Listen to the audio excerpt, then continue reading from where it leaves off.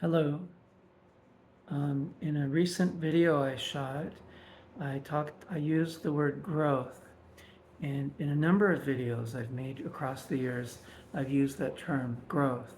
And most of the time I add an adjective in front. Usually the adjective is inner or spiritual, as in inner growth or spiritual growth.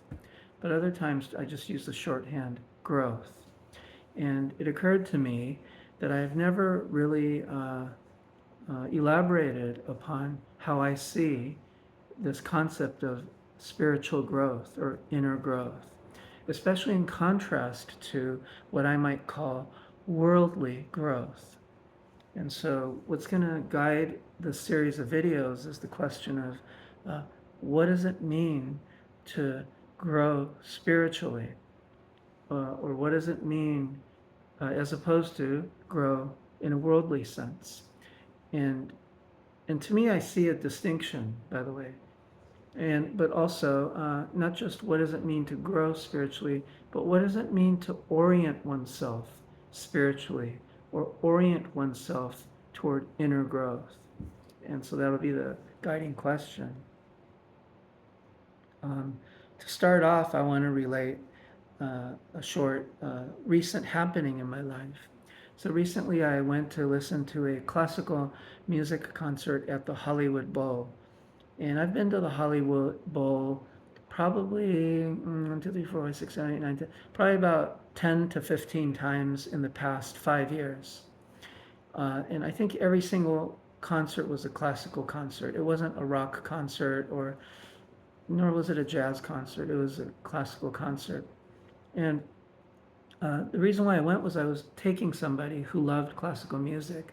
And because she was dear to me, I would get us good tickets. Now, for those of you not familiar with Hollywood Bowl, uh, the way that I think about it is that the seating, it's all outdoors, but the seating is really divided into two sections. The front section, which I call the rich people section, and then there's a walkway, and then the commoner section, which is the rest. And the rich people section is basically a bunch of box seats of four, and at the very front, tables. But even in the box seats, there's a table. And so four people can sit there, eat dinner. Some of it can be catered, or you can bring your own food. And that's the rich people section. And then a walkway, and then behind that are benches, and they go all the way up to nosebleed section. And most of the time, I would try to get us the very best commoner section seats, which was usually around $45 to $65. If you went to the rich people section, I think they start at around 120 or 150 and go on up from there. So anyway, so I'm used to sitting in, let's say, the $50 seats, $50 to $60 seats. And it was mainly for her. I'm happy to sit in nosebleed. And nosebleed section seats are usually $12. But this year I got an email saying there are a couple of concerts where we're going to sell $1 tickets. And I thought, well, I'm not in the mood to go because she's gone. But I thought, well, I'll just buy 2 tickets. And if I don't go, which I probably won't go, it's just a $2 donation. So I bought the 2 tickets for this one concert. And when the day came, I ended up going. And I ended up going with a friend of hers, a friend that I've actually known for over 30 years also. And she's married, but I guess her husband doesn't really like classical music. So anyway, we were sitting in the $1 seats, which are usually $12.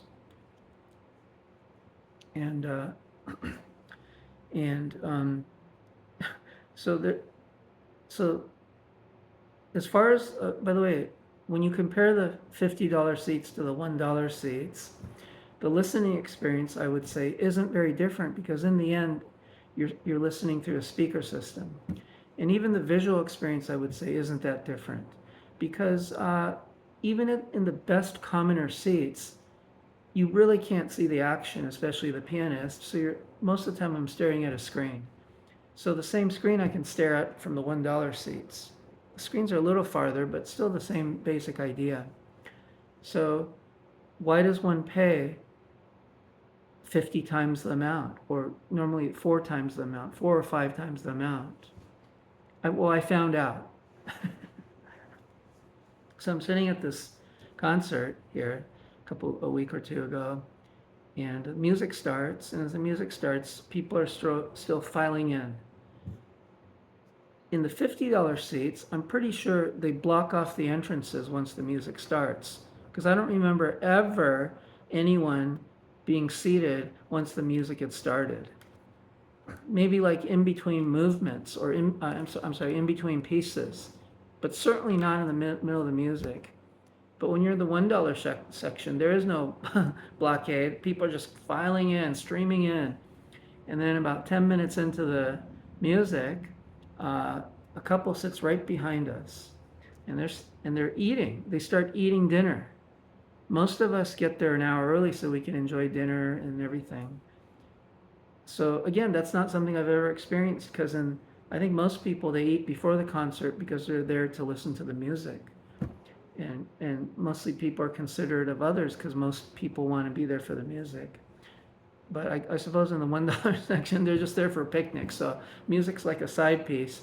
So they're just eating and going through the plastic bags, and I'm getting irritated. I shoot them a glare. I guess the guy sees it. So 3 minutes later, I hear him say, "Hey, let's go over there," and they move. I swear, 5 minutes later, another couple comes in late and takes the exact same seat, even though these are reserved seats, and they start eating. I'm like, motherfucker, like, and I'm thinking, this is why you pay 50 times the amount, so you can actually listen to music. So anyway, that's my first story. And I'm a bit irritated and annoyed. I mean, as soon as they leave, I'm happy, and I can focus on the music again. So anyway, I just got a message here. So, and I have a second story that I'll just tell here also. About maybe 10, 15 years ago, I did a self-retreat in Crestone, Colorado. And it was in a building where the second floor, all the rooms are about the size of a piano practice room. And there's a little cot, a little bed, and a little cushion area, and a little stand to put like maybe some statuettes or little pictures or whatever. And one meditates or practices. And I happened to be there in the dead of winter. So there weren't many people. There was just me and a lady, and we were the 2 retreatants. They probably had about 10 to 15 rooms, but only 2 retreatants. And we practiced practically the whole day. We just come down for breakfast, lunch, and dinner. There's a morning group practice and an evening group practice. The group practice is 2 Tibetan monks or lamas. Lamas are teachers, so 2 Tibetan lamas, and the participants, which was just 2 of us. So 4 of us in a room, cold room, but it's being heated. We're bundled up and we're practicing for like, I don't remember, 30, 45 minutes in the morning, in the evening for about an hour. Otherwise, we're just practicing in our own room. I'm doing mostly quiet, contemplative practices and just straight mindfulness. And the lady is doing some kind of drumming and chanting, and it's kind of noisy. But anyway, it doesn't matter because she has her room and I can close the door, but I can still hear, but it doesn't really matter. So that's the retreat. I think I was there for about 5-6 days. You pay per night. Anyway, during lunch and dinner, the lamas and the participants eat together, and the lamas interact with the participants. So on the first day, I remember the lama asks me, "So, where are you from?" I say, "Oh, I'm from Northern California, a small town." "What do you do?" "I'm a professor of mathematics." They go, "Good. Oh, good." Oh, and I say, I'm from a small town." Oh, they say, "Not a big city?" I say, "No, small town." They say, "Good." And then they say, "Are you married?" I say, "No, I'm not married." "Good. Do you have children or family?" I say, "No." And they say, "Good. And you have girlfriend?" And I can't remember if I did or not. I don't think I did, or I was in a phase where I wasn't in a relationship, and I was feeling kind of sad about that. I said, "No." And they say, "Good." And then at this point, they're just gooding everything, saying good to everything. So I say, why so good for everything?" He goes, More time for practice. I laugh, and we laugh. We all laugh together, and uh, and of course. So that's the second story. So that's the end of this video. I'll continue on the next one.